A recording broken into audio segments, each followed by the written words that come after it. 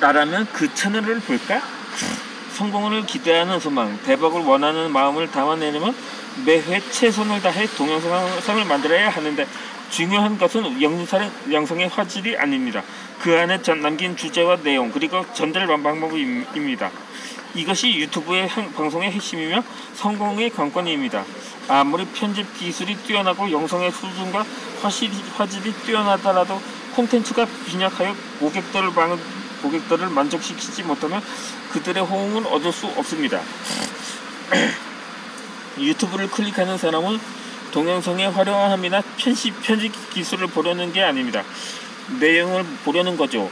이 단순한 원리를 안다면 어떻게 동영상을 만들 것인지 결론이 나옵니다. 유튜브를 하면서 절실히 깨달은 것은 대중의 현명함입니다. 몇 사람의 호응을 얻으려면 대충 해도 가능하지만 수만 명의 호응을 얻으려면 절대로 대충 해서는 안 됩니다. 시청자들은 자신이 직접 콘텐츠나 동영상을 만들지 못해도 감별해내는 데는 기막힌 능력을 갖고 있습니다. 그것이 한두 사람이 아니라 많은 사람, 대중일 때는 대충 넘어가는 것이 없습니다. 그렇게 시청자의 위대함을 알아야 좀 더 고민하고 노력해서 콘텐츠를 구성하게 될 것입니다. 그럼 어떤 주제와 소재, 즉 어떤 콘텐츠로 시청자의 호응을 얻을 수 있을까요? 스스로 이런 질문을 던져서 그 해답을 찾으면 됩니다.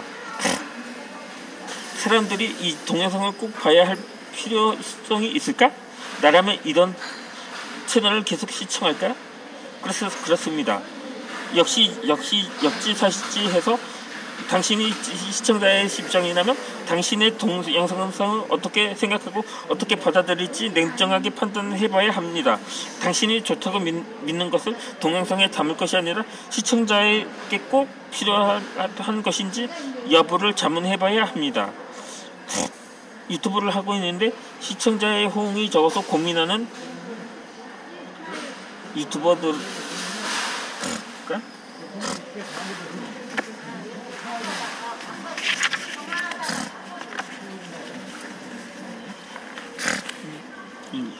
종종 만납니다. 그들에게 조언하기 전에 내가 묻는 질문은 언제나 같습니다. 당신이라면 과연 이 채널을 즐겨보겠습니까? 그러면 반응이 되게 어떤 줄 아세요?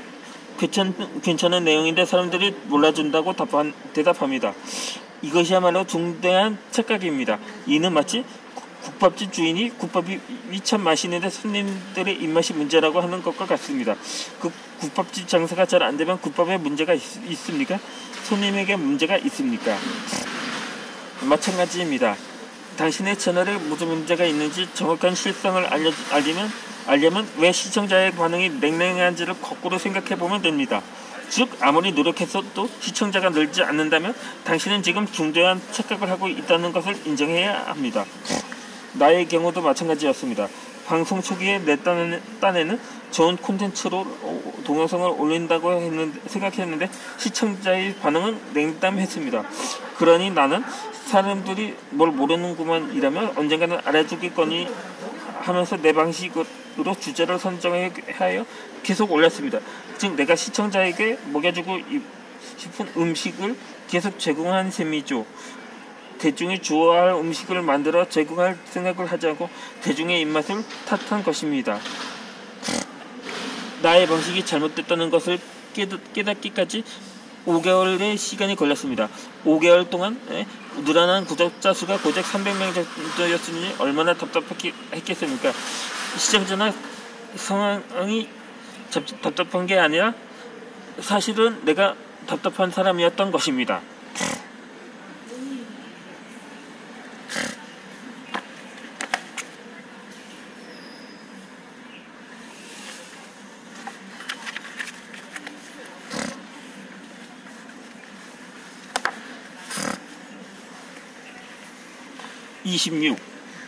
주제 빈곤을 극복하는 법. 시청자의 반응을 이끌어내려면 무엇보다도 주제 선정을 잘해야 합니다. 대중이 좋아할 주제를 찾아야 합니다. 그래서 방송을 할 때마다 가장 머리를 쓰는 것이 오늘은 어떤 주제로 방송할 것인가입니다. 주제가 결정되면 그날 방송의 반응 끝난 것이나 다름없습니다. 주제를 세울 소재를 발견하는 건 상대적으로 쉬운 일입니다.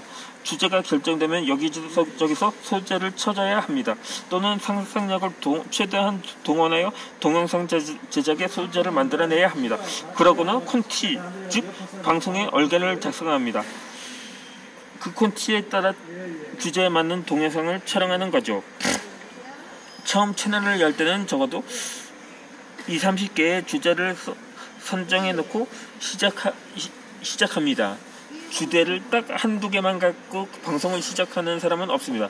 주일에 동영상을 2개씩 올린다고 계획하고 30개의 주제를 마련했다면 15주, 그러니까 3개월 정도 방송할 거리를 비축하는 셈이 듭니다. 이 정도는 돼야 합니다. 실제로 방송에 들어가면 미리 준비한 순서대로 진행되지 않습니다. 중간에 더 좋은 아이디어가 나오거나 시청자의 반응에 따라 계획을 수정하는 경우도 많습니다. 그럼에도 일단 30회 정도 준비하지 않으면 불안하고 은근히 스트레스가 됩니다. 이렇게 처음에는 여유를 갖고 출발하지만 방송이 계속될수록 슬슬 주제의 빈곤을 느끼게 됩니다. 계속해서 방송거리를 만들어가지만 하나씩 써먹으면 그만큼 주제가 없어지는 거니까요.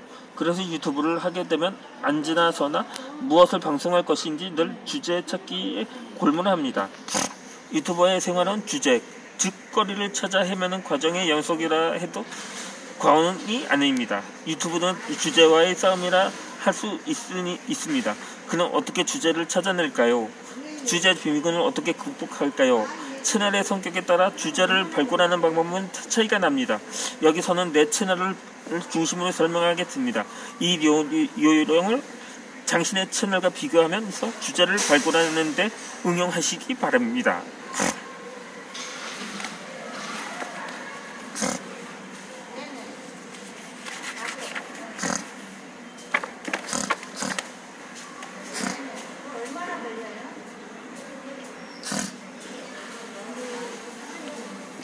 주제를 만들어내는 요령.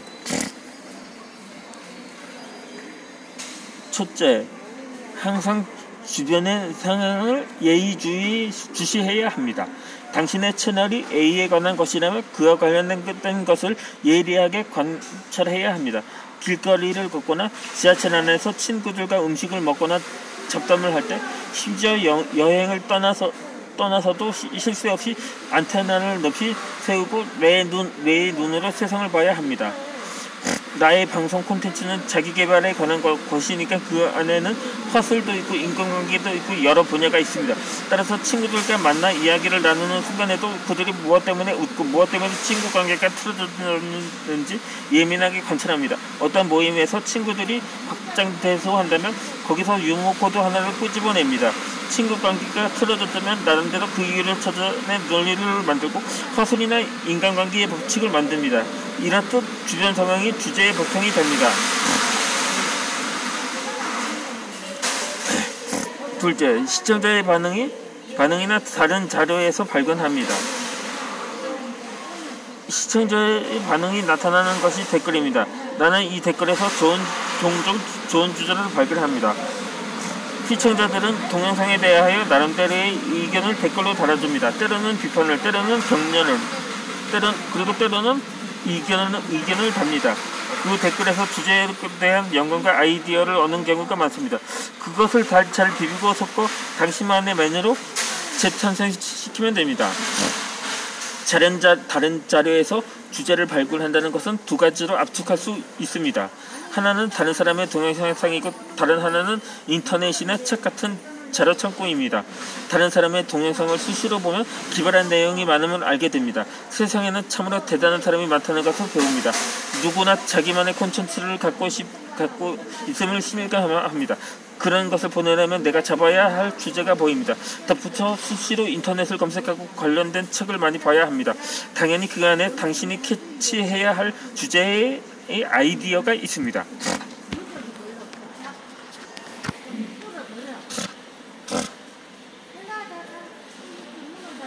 셋째, 주제를 결정할 때 범위를 좁혀야 합니다. 유튜브를 하고 2~3년쯤 지나면 당신이 생각할 수 있는 주제는 거의 다 써먹은 것 같아 슬슬 걱정이 됩니다. 위기감도 느낍니다. 여행 관련 채널처럼 주제가 무궁무진한 것도 있지만 계속하다 보면 비슷한 주제를 조금씩 내용을 바꿔가며 방송하는 경우도 적지 않습니다. 그렇기 때문에 애초부터 주제를 넓게 잡지 말고 좁게 잡아 방송하는 것이 하나의 팁입니다. 예를 들어 친절 방송의 주제를 잡았다고 칩시다. 이제 친절에 관한 주제를 넓게 잡아서 친절의 여러 요소인 인사나 말투 같은 것을 한꺼번에 다루는 것은 주제 관리 측면에서 바람직하지 않습니다.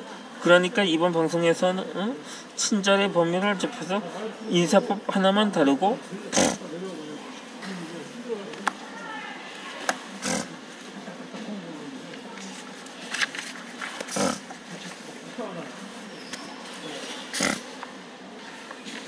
그 다음에는 말투를 다루는 식으로 주제를 좀 더 좁게 잡는 게 좋습니다.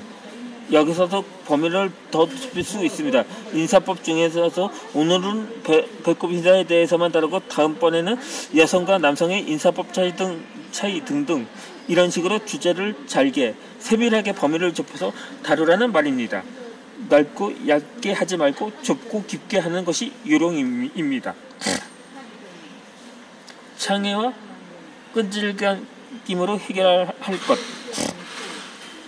주제 선정 능력은 채널의 시청자의 호응을 얻느냐 아니냐와 더불어 장기적으로 지속될 수 있는지 여부를 결정짓는 조건입니다. 그러기에 창의력을 집중적으로 발휘하여 좋은 주제를 지속적으로 만들어 낼 수 있어야 합니다. 여기서 유튜브의 능력이 판가름 납니다. 그런 면에서 방송 주제가 끝없이 생성될 수 있는 콘텐츠로 채널을 운영하는 건 복받은 것입니다. 나의 경우 자기계발과 관련하여 그동안 집필한 책이 50여 권이니까 한 권의 내용으로 20회 정도만 방송해서 10년은 너그니 방송할 수 있다고 앞에서 자랑한 바 있습니다. 그렇게 판단하고 방송을 시작했습니다. 그러나 착각이었습니다. 유튜브의 속성을 모르고 속단한 것입니다. 막상 방송을 해보니까 책 한 권에서 5개의 주제를 선정하기도 매우 어렵다는 것을 알았습니다. 여러 출판사에서 가끔 이런저런 책을 보내줍니다. 기회가 있으면 방송에 활용하라는 거죠. 아마도 그들 중에는 책을 보내는데 왜 한 번도 방송에서 다루지 않느냐고 헛소리하는 곳도 있을 것입니다. 그런데 그거 아세요? 아무리 뒤져봐도 단 한 건의 주제도 건지지 못하는 책이 무수히 많다는 것을. 설마 그럴 일이야? 이건 유튜브를 하는 경험자만이 아는 고충입니다. 그렇다고 뜬금없이 나의 콘텐츠와 관련 없는 책 선전을 할 수는 없지 않습니까? 앞뒤 재지 않고 막무가내로 책을 소개하는 식의 방송을 할 수도 있겠지만 채널의 성격에 맞지 않거나 시청자가 선호할 주제가 아니면 방송에서 다룰 수가 없습니다. 이렇듯 방송 주제를 잡는 것은 방송이 계속될수록 힘들어집니다. 그러므로 당신의 창의력과 끈질긴 노력이 이어져야 합니다. 적자는 유튜브 채널의 중간에 문을 닫는 이유 중 하나가 바로 이것입니다. 결론은 주제입니다.